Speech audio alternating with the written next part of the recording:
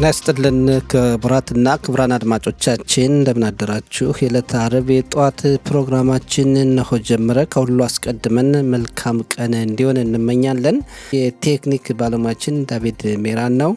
የተከበራችሁ አድማጮቻችን በቅድሚያ የሰዓቱን ዜና እናቀርባለን። ዛም የጋዜጦች አምድ ወቅታዊ ዘገባና ቃለ ምልልሶችን ወደ እናንተው እናደርሳለን። እስከ ፕሮግራማችን መጨረሻ ድረስ ቆይታችሁ ከኛ ጋር እንዲሆን አስቀድመን እንጋብዛለን። አሁን የሰዓቱን ዜና በቅድሚያ አርዕስተ ዜና። እስራኤል መከላከያ ሰራዊት የጋዛ ሰርጥ ሽብርተኞችን ለመደምሰስ እያካሄደ ያለው የጦር ዘመቻ ዛሬ 728 ቀናትን አስቆጠረ። ትላንት የዋለው የዮም ኪፑር ጾምና ጸሎት ቀን ከሮብ ምሽት ጀምሮ በውጥረት የተሞላ ነበር ተባለ። እስራኤል ባህር ኃይል ከአውሮፓ የተነሱና ወደ ጋዛ ባህር ዳርቻ ለመድረስ የመጡ ከ40 በላይ ትናንሽ መርከቦችና ጀልባዎችን ትላንት በቁጥጥር ስር አዋለ። በእንግሊዝ ማንቸስተር ከተማ ትናንት በደረሰ የሽብር ጥቃት 2 ይሁዳውያን ተገደሉ። የሚሉት የሰዓቱ ዋና ዋና ዜናዎች ናቸው። ዝርዝሩ እንሆ። የእስራኤል መከላከያ ሰራዊት የጋዛ ሰርጥ ሽብርተኞችን ለመደምሰስ እያካሄደ ያለው የጦር ዘመቻ ዛሬ 728 ቀናትን አስቆጠረ። ጦርነቱ በዋናነት የጋዛ ከተማን መቆጣጠርና በመጨረሻም የሐማስና አጋሮቹን ምሽግ የሆኑ ቦታዎችን ማውደም ብሎም ታጋይ ዜጎችን ማስለቀቅ መሆኑ ጦሩ በተደጋጋሚ ጊዜ ይናገራል። ይሁን እንጂ በዋሻና ከሰላማዊ ሰዎች ጋር ሆነው የሚንቀሳቀሱ ሽብርተኞችን ተከታትሎ ለመደምሰስ ትንሽ አስቸጋሪ መሆኑ ይታወቃል። ትላንት ጠዋት በማዕከላዊ ጋዛ አንድ አሸባሪ ወደ ወታደሮች ኬላ በመግባት ባደረሰው ጉዳት አንድ የጦር መኮንንና 2 ቆስለዋል። አሸባሪው በሌሎች የጸጥታ ጥበቃ አካላት ተደምስሷል። እስራኤል መከላከያ ሰራዊት ክስተቱ የተፈጠረበትን ምክንያት እየመረመረ የሚገኝ መሆኑን ከደረሰን ዘገባ መረዳት ችለናል። ይህ በእንዲህ እንዳለ በአሜሪካው ፕሬዝዳንት ዶናልድ ትራምፕ የቀረበው የተኩስ አቁም ስምምነት ስኬታማ ካልሆነ እስራኤል ጦርነቱን አጠናክራ ትቀጥላለች ተብሎ ይጠበቃል። ትላንት የዋለው የዮም ኪፑር ጾምና ጸሎት ቀን ከሮብ ምሽት ጀምሮ በውጥረት ያለፈ ነበር ተባለ። የጋዛ ሰርጥ አሸባሪ ፍልስጤማውያን ሮብ ምሽት ወደ አሽዶድና አካባቢዋ 5 የሚሆኑ ሮኬቶችን ተኩሰዋል። 4ቱ በኪፓት ባርዜል ተመተው ሲወድቁ አንዱ ከክፍት ቦታ ላይ ወድቋል። የየመን ሁቲ አማጽያን ወደ እስራኤል ድሮን ተኩሰዋል። በሊባኖስ የእስራኤል መከላከያ ሰራዊት 2 አሸባሪዎችን ደምስሷል። በይሁዳና ሰማሪያ የደህንነት ጥበቃ አካላት ሽብርተኝነትን ለመከላከል ኃይላቸውን አጠናክረው ሲንቀሳቀሱ ቆይተዋል። 2 አሸባሪዎች ቢንያሚን በተባለው ቀበሌ አካባቢ ወታደሮችን በመኪና ለመግጨት ሙከራ አድርገዋል። በአሳፍሮፌ ሆስፒታልም የሳይበር ጥቃት ደርሷል። የኢራን መረጃ በርባሪዎች ጥቃቱን ሳያደርሱት አይቀርም ተብሏል። የእስራኤል ባህር ኃይል ከአውሮፓ የተነሱና ወደ ጋዛ ባህር ዳርቻ ለመድረስ የመጡ ከ40 በላይ ትናንሽ መርከቦችና ጀልባዎችን ትላንት በቁጥጥር ስር አዋለ። የባህር ተጓዦችን ለመቆጣጠር 12 ሰዓታት ያክል ጨርሷል። እስራኤል የባህር ተጓዦችን በቁጥጥር ስር በመዋሏም ኮሎምቢያ ከእስራኤል ጋር ያላትን የንግድ ስምምነት የምታቆም መሆኑን አስታውቃለች። 2 የኮሎምቢያ ዜጎች በባህር ጉዞው ስለነበሩና በቁጥጥር ስለዋሉ ነው። 400 በላይ የሚሆኑ ተጓዦች በእስራኤል ደህንነት ጥበቃ አካላት በቁጥጥር ስር ውለዋል። ፍቃደኛ የሆኑ ወዲያውኑ ወደ ሀገራቸው በአየር እንዲበሩ ይደረጋል። ፍቃደኛ ያልሆኑ ደግሞ ግጽዮት በተሰኘው እስር ቤት እንዲቆዩ ይደረጋል ተብሏል። ከባርሴሎና የወጡ የባህር ተጓዦች በእስራኤል ደህንነት ጥበቃ አካላት ቁጥጥር ስር መዋላቸውን ምክንያት በማድረግ ሌሎች ተጓዦች ከቱርክ ሊነሱ መሆኑም ተያይዞ ተገልጿል። ከተለያዩ ዓለማት ተነስተው ወደ ጋዛ የባህር ክልል ለመግባት የሚሞክሩ አካላትን እስራኤል አስቀድማ በቁጥጥር ስር በመዋል ወደ ሀገራቸው መመለሷ ይታወቃል። በኤላት ከተማ ትላንት አንድ የብረት አምድ ከ13 ዓመት ልጅ ላይ ወድቆ ልጁ ሕይወቱ አለፈ። የብረት አምዱ 3 ሜትር ርዝመት ያለው መሆኑ ተገልጿል። ልጁን መንገድ ላይ ወድቆ ያገኙት ዜጎች ሕይወቱን ለማትረፍ ቢጥሩም አልተሳካላቸውም። የኤላት ፖሊስ ሁኔታውን እያጣራ ይገኛል። ይህ በእንዲህ እንዳለ ትላንት በኋላው የዮም ኪፑር ጾምና ጸሎት ቀን ከ3000 በላይ ሰዎችን የማጌን ዳቪድ አዶም የመጀመሪያ እርዳታ ሰጪ ድርጅት እንክብካቤ ማድረጉን አስታውቋል። ከ2000 በላይ የሚሆኑት በሆስፒታል ተጨማሪ ሕክምና እርዳታ እንዲያገኙ ተደርጓል።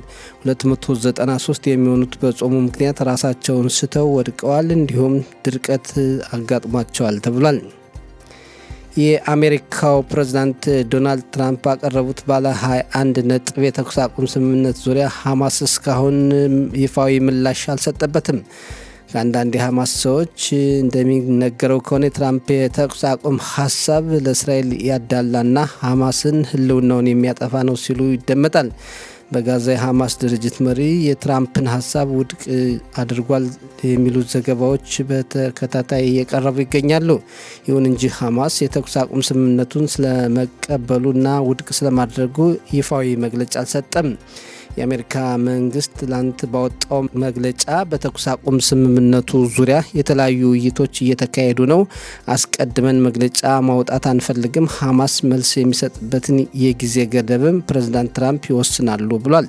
የአሜሪካ መንግስት በተለያዩ ጊዜያት የሚያቀርባቸው የተኩስ አቁም ስምምነቶች ሀሳቦች ሐማስን ያላካተተና በሶስተኛ ወገን በኩል ይቀበላል የሚል በመሆኑ ተግባር ላይ ሳይውሉ የቀሩበት አጋጣሚዎች አሉ። ባለፈው ሰኞ የአሜሪካው ፕሬዝዳንትና የእስራኤሉ ጠቅላይ ሚኒስትር በዋሽንግተን ጋዜጣዊ መግለጫ ሲሰጡም የሐማስ ድርጅት ስለመስማማቱ አልተነገረም።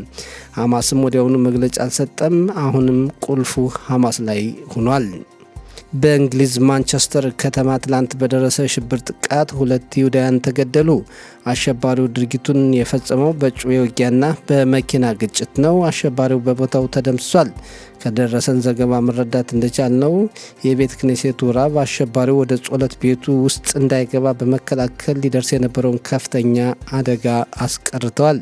የእስራኤል የውጭ ጉዳይ ሚኒስትር ጊዲዮን ሳር የብሪታንያ መንግስት ባለስልጣናት የሽብር ጥቃቱ ከመድረሱ በፊት አስፈላጊውን እርምጃ በወቅቱ አልወሰዱም በማለት ወቅሰዋል። የብሪታንያ ጠቅላይ ሚኒስትር በማንቸስተር ከተማ በደረሰው የሽብር ጥቃት የተሰማቸውን ሐዘን ገልጸው በጉዳዩም ውይይት የሚያደርጉ መሆኑን ትላንት አስታውቀዋል። በመጨረሻም የአየር ንብረት ትንበያ በዛሬው ዕለት ሙቀቱ በጣም ይጨምራል ተብሎ ይጠበቃል። ነገ ቅዳሜ አየሩ ሞቃታማ ቢሆንም በተወሰነ መልኩ ሊቀንስ ይችላል። ከነገ ወዲያ እሁድ ሙቀቱ ይቀንሳል ተብሎ ይጠበቃል ብለዋል የአየር ንብረት ትንበያ ባለሙያዎች። የዛሬው የሙቀት መጠን በዲግሪ ሴንቲግሬድ በኢየሩሳሌምና ቴል አቪቭ አካባቢ በተመሳሳይ ሁኔታ 28 ዲግሪ ሴንቲግሬድ፣ በሀይፋና አካባቢዋ 27፣ በብኤርሸባና አካባቢዋ 31፣ በኤላትና አካባቢዋ 35 ዲግሪ ሴንቲግሬድ ይሆናል ብለዋል የአየር ንብረት ትንበያ ባለሙያዎች። የተከበራችሁ አድማጮቻችን ለሰዓቱ ያለን ዜና ይህን ይመስላል።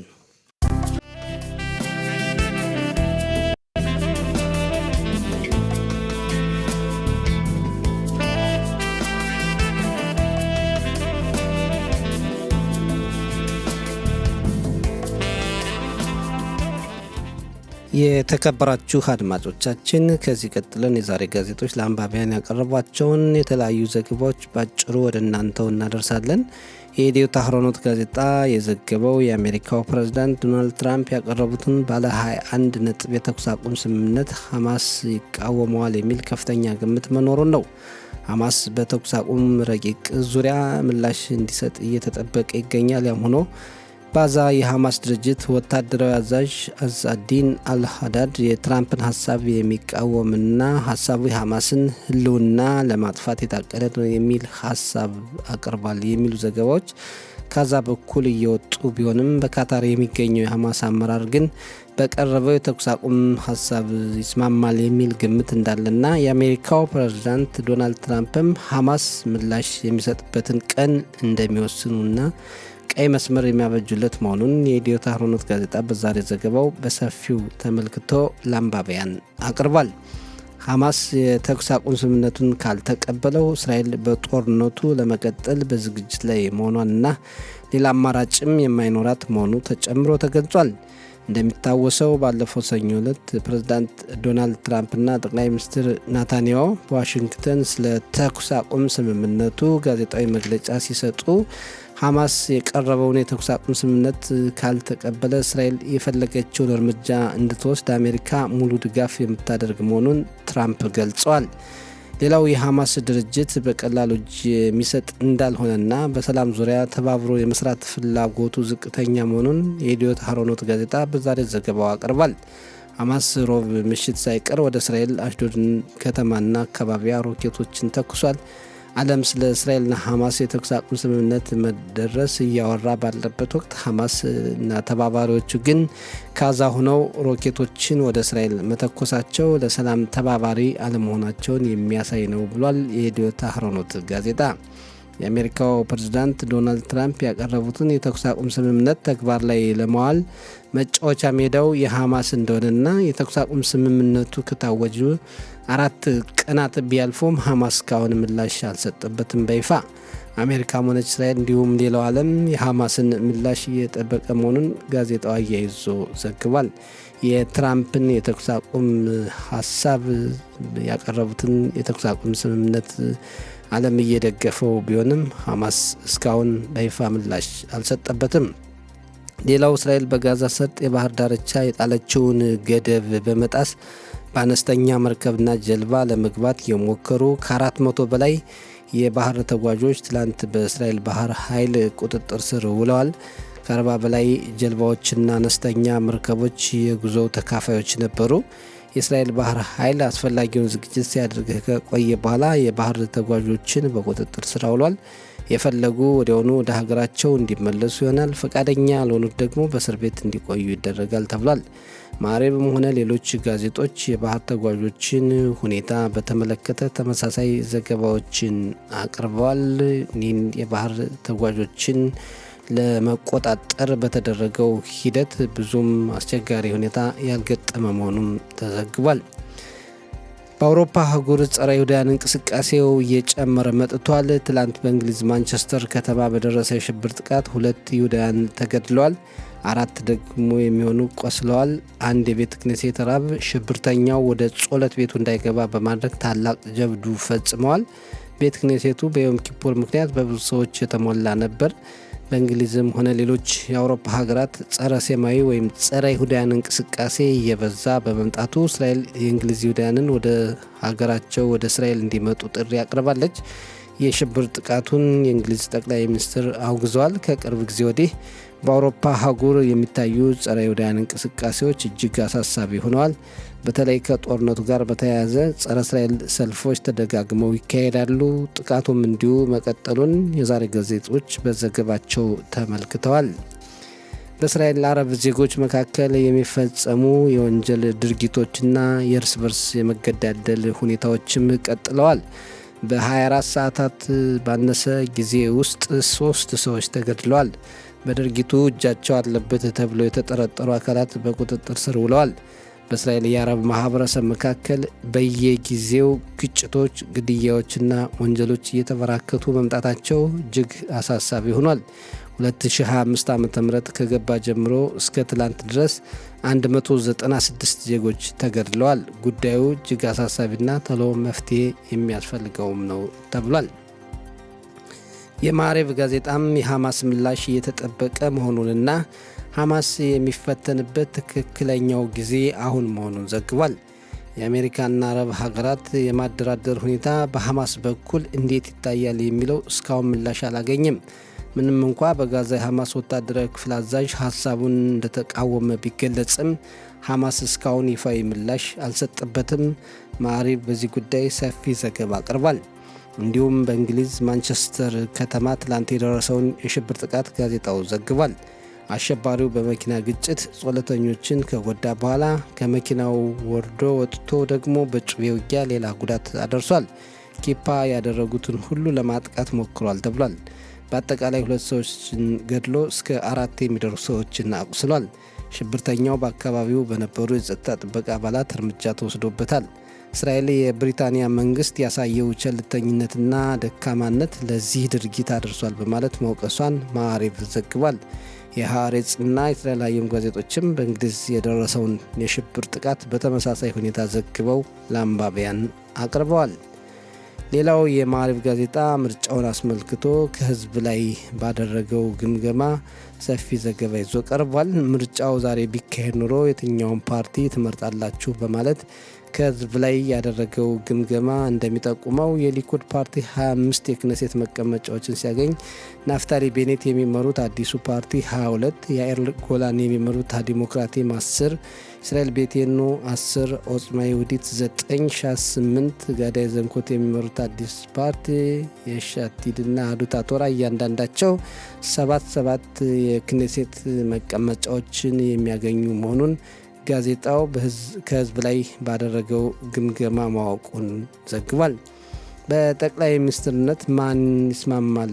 ሀገሪቱን በጠቅላይ ሚኒስትርነት ለመምራት ማን ይስማማል ተብለው ዜጎች ሲጠየቁ ሲመልሱ በጠቅላይ ሚኒስትር ናታንያሁና በናፍታሊ ቤኔት መካከል ናታንያሁ 51 ከመቶ ሲያገኙ ቤኔት 49 ከመቶ፣ በናታንያሁና ጋዲ አይዘንኩት መካከል ናታንያሁ 49 ከመቶ፣ ጋዲ አይዘንኩት 36 ከመቶ፣ በናታንያሁና አቪግዶር ሊበርማን መካከል ሲወዳደር ደግሞ ናታንያሁ 51፣ ሊበርማን 30 ከመቶ፣ በናታንያሁና ያኢር ላፒድ መካከል ናታንያሁ 56 ከመቶ፣ ላፒድ 28 ከመቶ አግኝተዋል።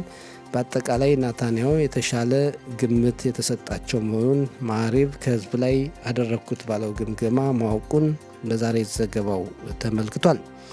የሐሬጽ ጋዜጣ በበኩሉ ሐማስ አሜሪካ ባቀረበችው የተኩስ አቁም ስምምነት ረቂቅ ዙሪያ ማሻሻያዎች እንዲደረጉ ለመጠየቅ እየተዘጋጀ ነው ብሏል። ይሁን እንጂ አሸማጋይ ሀገራት በሐማስ ላይ ጫና እያደረጉ ይገኛሉ። ሐማስ የአሜሪካው ፕሬዝዳንት ዶናልድ ትራምፕ ያቀረቡትን የተኩስ አቁም ስምምነት እንዲቀበል አሸማጋይ የሆኑት ሀገራት በተለይ እንደ ግብጽና ካታር አይነቶቹ ጫና እየፈጠሩበት መሆኑ ተገልጿል። ሌላው ሐሬጽ የጥቅምት 7ቱን የደህንነት ጥበቃ ክፍተት የደረሰውን ጉዳትና በመሪዎች በኩል ይቅርታ የመጠየቅን ሁኔታና ተመሳሳይ ጉዳዮችን ዘግቧል። የእስራኤል አየም ጋዜጣም በአውሮፓ አህጉር የሚታየውን ጸረ ይሁዳውያን እንቅስቃሴ ተከትሎ እስራኤል ብዙ ይሁዳውያንን ወደ ሀገሯ ማምጣት የሚጠበቅባት መሆኑን፣ በአሁኑ ወቅት ግን ያለያ ጉዳይ መቀነሱን ዘግቧል። የተከበራችሁ አድማጮቻችን ዛሬ ብለን ያቀረብነው የጋዜጦች አምድ ዝግጅት ባጭሩ ይህን ይመስላል። ወደ ቀጣይ ዝግጅት እንተላለፋለን። መሸጋገሪያ ሙዚቃ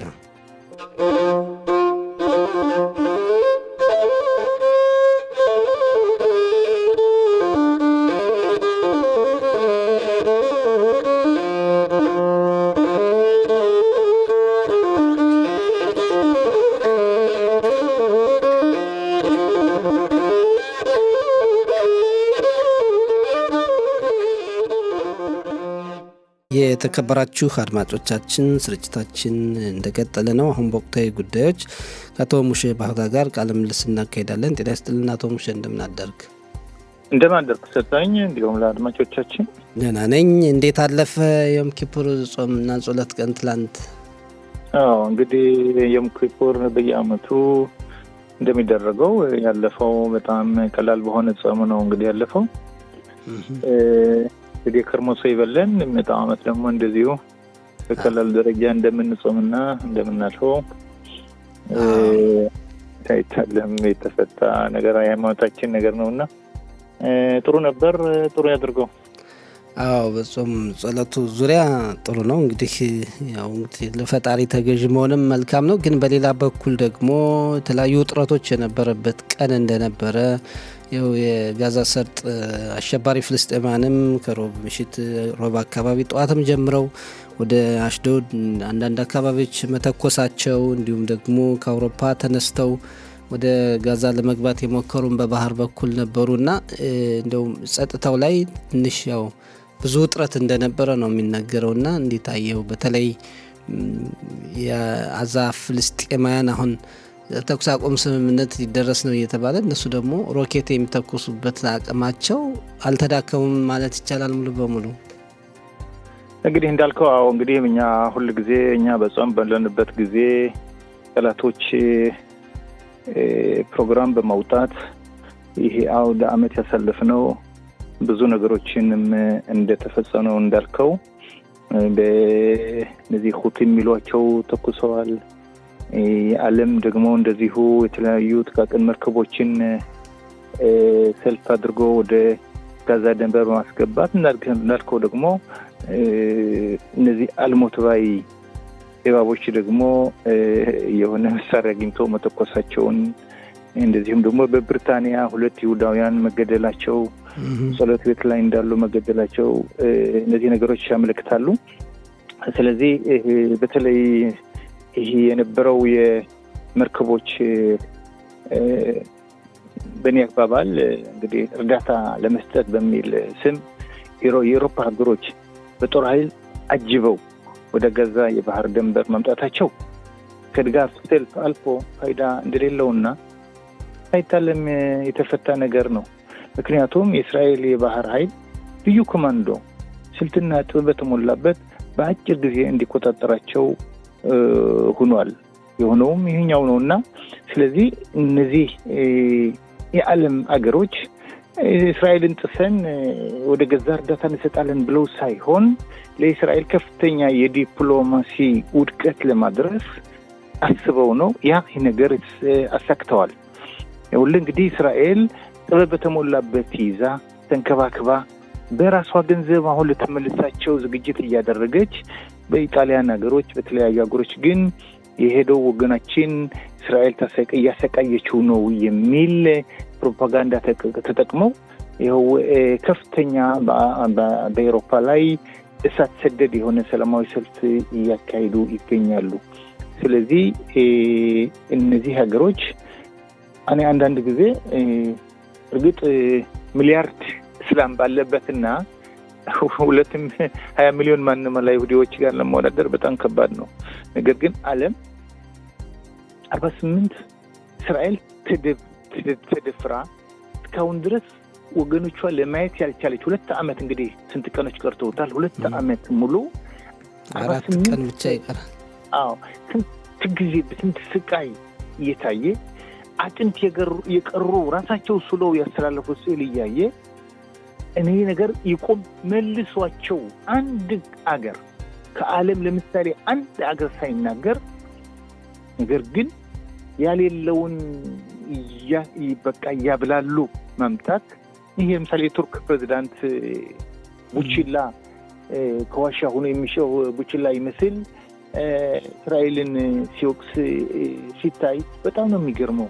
ለምን እነዚህ ሰዎች መልሷቸው መሆን የነበረበት እንደ ዓለም የተጠለፉ ወገኖች መልሷቸው ሕክምና ያገኙ እና እስራኤልም ከገዛ ውጪ ቢሉ አንድ ሰው ሊፈርደው ሊቀበል ፍትሃዊ ሚዛናዊ ሐሳብ ነበር። ፍትሃዊ ነበር። እነዚህ ግን ፍትሃዊ ባልሆነ እስራኤል በአሁኑ ጊዜ በከፍተኛ ውጥረት ላይ እንድትገኝ አድርገዋል።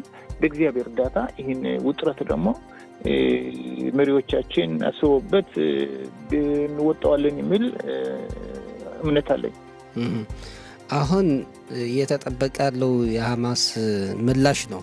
ሐማስ ደግሞ እየተገመተ እንዳለው እንደው ሚስማማ አይመስልም። ምክንያቱም ትራምፕ ያቀረቡት የተኩስ አቁም ስምምነት የሐማስን ህልውና የሚያወድም የሚያጠፋ ነው የሚል ምላሽ እየሰጡ እንደሆነ በይፋ ባይገለጽም አንዳንድ አባላቱ ይነገራልና አሁን ሌላ ጦርነት ሌላ ጊዜ ተጨማሪ ከ2 ዓመት በላይ የምንልበት አጋጣሚ ሊፈጠር ይችላል ማለት ነው። እንግዲህ ሐማስ ካልተስማማ እንግዲህ ሐማስ በእኔ በበኩሌ ሐማስ የሚያካሄደው የሳይኮሎጂ ውጊያም ጭምር ነው የሚያደርገው።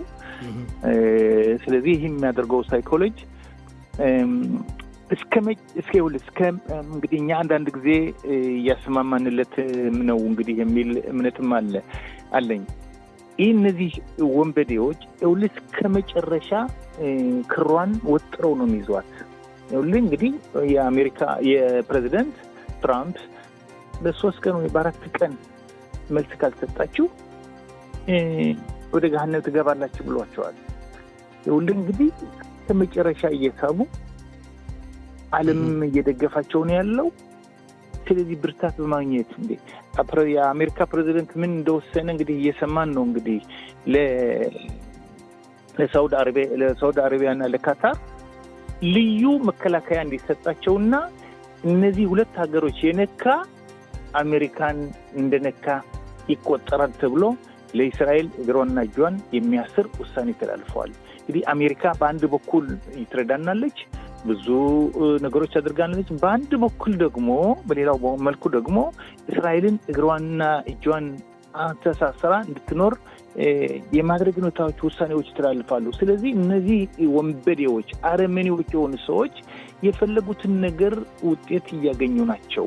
እስከ መጨረሻ ግን ይህ የአሜሪካ ፕሬዝደንት ያሉትን ውሳኔ ግን እኔ እንደሚመስለኝ ከሆነ በመጨረሻ ላይ እንቀበለዋለን፣ ነገር ግን 1 2 3 ይህን ነገሮችን ግን እንዲታረሙልን እንፈልጋለን ወይም ለውጥ እንዲኖር እንፈልጋለን ብለው ይስማማሉ የሚል ሁኔታዎችን ነው የሚያመለክተው በእኔ በኩል ያን ይሆናል ብዬ ነው የምከተው አንዱ ምክንያቱም የሆነው እኛ አልሞትንም አለን ብለው ያከናንዳ የተተኮሰው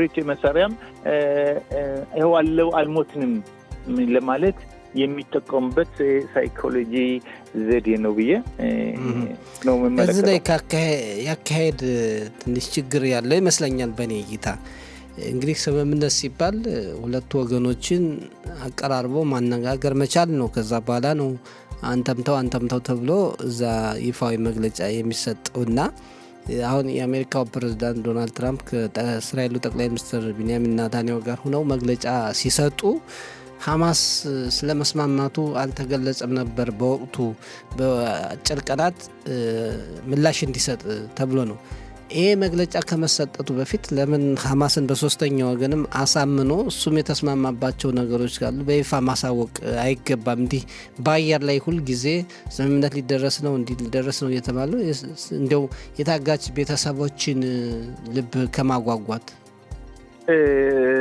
ሰጠኝ ጥያቄው በጣም ጥሩ ጥያቄ ነው እንግዲህ የአሜሪካ ፕሬዝዳንት ዓለምን እቆጣጠራለሁ ብለው የተለያዩ ነገሮችን አንዳንድ ጊዜ በካሄድ ደረጃ እንዴት ይሆናል የሚባልበት ነገሮች እኮ አሉ ባለፈው ጊዜ እኮ እኚህ ፕሬዝዳንት እንደመጡ እንደገቡ አዛ ወደ ገሃነም ሄዳለች ጋዛን ህዝብ ሁሉ ወደ ተለያዩ አገሮች በፍቃድ በትናቸዋለሁ የተለያዩ ነገሮች አንዳንድ ጊዜ እንዴት ሆኖ ነው የሚሆነው ብሎ መገመት የሚያቀጥ ሁኔታዎችን ሲናገሩ ይታያሉ ስለዚህ አሁንም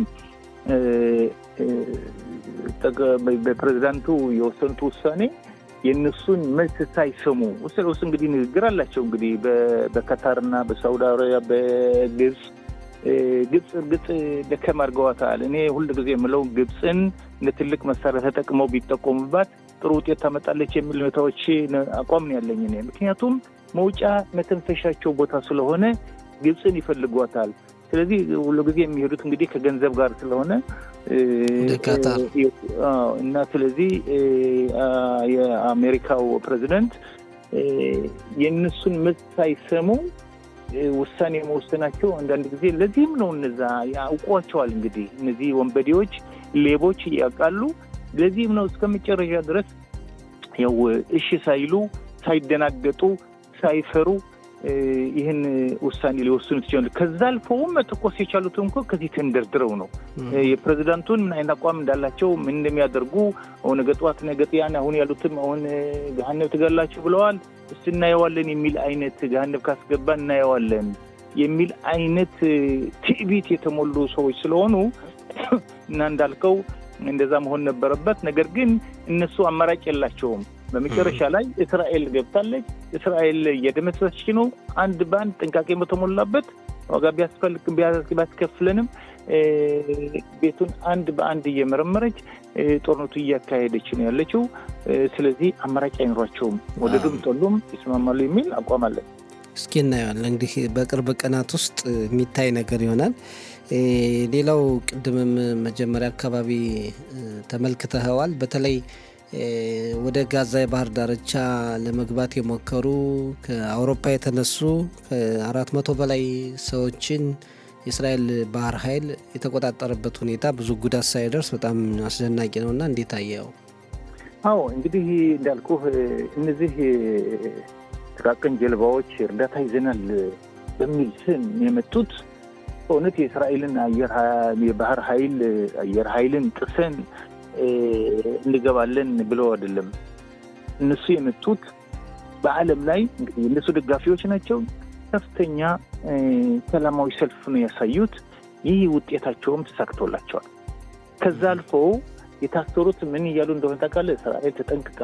በልዩ እዝ ልክ ምን የሚባለው ዓለም ህፃን ልጅ ተወልዶ አንድ ነገር እንዳይሆን ተጠንቅቃ እንደምትይዘው ተጠንቅቀው ይዘው ቃለ መጠይቅ ያደረጉላቸው ከፈለጋችሁም አሁኑ አንተ በምትከፍለው እስራኤል ህዝብ በሚከፍለው ግብር አሳፍረው በረራ ያደርጉላቸው ሁሉ እሱን ይያሉ ምን አሉ መሰል እዛው ነው እንግዲህ ደጋፊዎች ናቸውና ዓለም እንዴት እንደሚመለከተን ያየነውና እስራኤል ወታደር ከፍተኛ ጉዳት እያደረሰብን ነው የሚል እሮሮ አሰሙ ያው በአውሮፓ ይህንን ሰምተው ተዘጋጅተውበትም ስለሆነ ይኸው እስራኤልን ለመጉዳት ሆ ብለው እየወጡ ናቸው። ሰላማዊ ሰልፉ ተጠናክሯል። ጸረ ይሁዳውያን እንቅስቃሴው ተጠናክሯል በአውሮፓ። ስለዚህ እነዚህ ነገሮች እስራኤልን ብቻዋን ለማስቀረት መሪዎቻችን ይህኛውን አይተው እንግዲህ ይህ ብቻዋን ለማስቀረት በዓለም በኒውዮርክ በተደረገው ስብሰባ እኮ ጠቅላይ ሚኒስትራችን ንግግር በሚያደርጉበት ጊዜ አረቦቹ ሙሉ መሪዎች አድራሹን ትተው ነው የወጡት። ይሄ ሁላ ምንድነው? እስራኤልን ብቻዋን ለማስቀረት በዓለም ላይ ታቅዶ ሆን ተብሎ የተሰራበት ነው። ስለዚህ ኢሮፓም እንደ ጥሩ ፖለቲካ ይካሄዳሉ ተብሎ የሚሄዱትን ሰዎች ይህን ነገር ከኒና ውጠው እስራኤል ጋር ያላቸውን መጥፎ አመለካከት በስፖርቱም በሬቪዚዮን ዘፈን አመታዊ ስንም በሙሉ ብቻችን ለማስቀረትና በኢኮኖሚያችን ከፍተኛ ጉዳት ለማድረስ ታስቦ ታቅዶ እየተሰራ ነው ያለው። ስለዚህ መሪዎቻችን ግን ይህን ተመልክተው የሚደረግ አሳማኝ የሆነ ወይም ደግሞ የሚደረገውን ቅስቀሳ በቅስቀሳ ላይ የተኛን ነው የምንመስለው። ጭሆት የለም በዓለም ላይ። እኛ እንደምንሰማው በተለያዩ የዜና አውታሮች እኮ አንድ እስራኤላዊ ከምግብ ቤት ገብቶም ለመብላት እስራኤላዊ ከሆነ ከታወቀ የሚደበደብበት ወይም ደግሞ ውጣ የሚባረርበት ሁኔታ እየደረስን ያለው እና ወዴት ነው ሊወስደን የሚችለው? ኢኮኖሚያችን ይህ ጦርነት ኢኮኖሚያችን እየበላን ያለው በአሁኑ ጊዜ በአገሪቱ የባጀት ሁኔታዎች ለሚመጣው ዓመት የሚከፈል የብድር ገንዘብ እየበላች ማለት ነው እያካሄደች ነው ያለችው አገሪቷ። ስለዚህ ይህ ነገር ታስበውበት የእስራኤል መንግስት ቀደም ብሎ እኔ በበኩሌ ነገ አይደለም መሆን የነበረበት ቀደም ብሎ ከትናንትና በስቲያ ይህ ነገር ወደዚህ ቦታ ሊያመጣት እንደሚችል ለሁሉ መሪዎቻችን እንደኛ አይነት ሰዎችንም ትንሽ እያየን የመጣን ሰዎችን እና እኛ ግን በጭፍን አሜሪካ ደግፋናለች በሚል ያለውን ነገር እስከመጨረሻ ማጥጠን እንጠቀምበት ብሎ መሄዱ እዚህ ላይ ድክመት አለ ባይ ነኝ። ወገኖቻችን ያስመልሰን። እነዚህ ወንበዴዎች እንግዲህ ወዲያ ቁስላቸውን እያከኩ ያላቸውን እስከሚል ጊዜ ድረስ ህዝቡ ራሱ ተነስቶ እንዲበላቸው ማድረግ ሲገባ አሁን ይኸውልህ የሚገርመው ተአምር የሚያስብለው ሞትን ዳን እያሉ ዋሻ ላይ ሆኖ እንደምንም አድርገው ለመተኮስ ተኩሰዋል። ይሄ የሚያመለክተው ምንድነው? አለን እንግዲህ የተኮሰው አንድ ሰው ሊሆን ይችላል። አለን፣ አልሞትንም፣ ልንዋጋ ነው እስከ መጨረሻ። የሞትን መስሏችሁ ነው? አለን፣ አንለቅም፣ መሳሪያችንን አንሰጥም የሚል መልእክት ወደ ዓለም እያስተላለፉ ናቸው ያሉ። ስለዚህ እስራኤል ይህን እድል እየሰጠች ለእስራኤል በሁሉ አቅጣጫ ዋጋ እያስከፈለ ይገኛል። ቀላል አይደለም። የሽብር ጥቃቱም ትላንት በማንቸስተር ከተማ የደረሰው በይሁዳውያን ላይ እንግዲህ ፈለጉት እንዳይጸልዩ እንዳይንቀሳቀሱም እያደረገ ያለበት ሁኔታ አለና ሊታሰብበት የሚገባው ነው። አቶ ሞሼ በጣም እናመሰግናለን። ማጠቃለያ እንግዲህ እስራኤል በአሁኑ ጊዜ ትልቅ በዓሏ ዮም ኪፑር ብዙ አደጋዎች ደርሶባታል። ስለዚህ የእስራኤል መንግስት ይህንን ለመከላከል ገለጻዎችን የሚሆንበት እንግዲህ ባጀት ተበጅቶ ፕሮፓጋንዳ ባጀት ተበጅቶ የሚሰራ ነገር ነው። ስለዚህ እስራኤል በዚህ በኩል ድክመት አለባት። ይህ ድክመትን ዋጋ እያስከፈላት ስለሆነ በብዙ ደረጃ ብትጠቀምበትና በመጨረሻ ላይ የእስራኤል ሕዝብ ይህን ያለውን እንግዲህ ከወጥመድ ውስጥ እያስገባን የሚሄድ ያለ አካሄድ እንደምንቋቋመው በዚህ እርዳታ የትብብር ይህ ደግሞ ሊሆን የሚችለው እነዚህ አንድነታችን ካልጠነከረ እኛን እየጎዳን እየበላን ያለ ይህ የመጣላት ሁኔታዎችን አንተ ግራ ነህ እኔ ቀኝ ነኝ ይሄን አድርጓል ይሄ ያለው የምንሰማው ፕሮፓጋንዳ በውስጣችን የሚያለያይ የሚያከፋፍል ይህ መቆም አለበት የሚላል ሁኔታዎች ነው። እንግዲህ ዓለም ተነስቶብን እኛ ራሳችንም ተለያይተን ተከፋፍለን ብዙ ሊያጉዘን የሚችል ሂደት አይደለም። እናቆም። መሪዎች አላችሁ፣ የሃይማኖት ትላልቅ መሪዎች አሉ። ይህ ነገር ቢቆምና ግራና ቀኝ የሚለውን ነገር ሁኔታዎች ቅድም እንሰማሁ መሰለ ዛሬ በዚህኛው ዓመት 80,000 እስራኤላውያን ወደ ውጭ ሲሄዱ የመጡት ወደዚህ ሀገር የመጡ ወደ እስራኤል የመጡ አዲስ ገቢዎች ግን 25 ናቸው። ይህ ማለት 50,000 በዚህኛው ዓመት ሀገርን ለቆ የሄደ ህዝብ ነው ያለና ይህን ነገር እየሰፋ ሊሄድ ስለሚችል ክፍፍሉ ከቀጠለ እየሰፋ ሊሄድ ስለሚችል ዋጋ ሊያስከፍለን ነውና ይህ ነገር ተመስጦ ቢሰራበት ጥሩ ነው እላለሁኝ። በተረፈ መልካም ቀን ይሁንልን። መልካም ቀን። በጣም እናመሰግናለን። ቻው። ሻባት ሻሎም።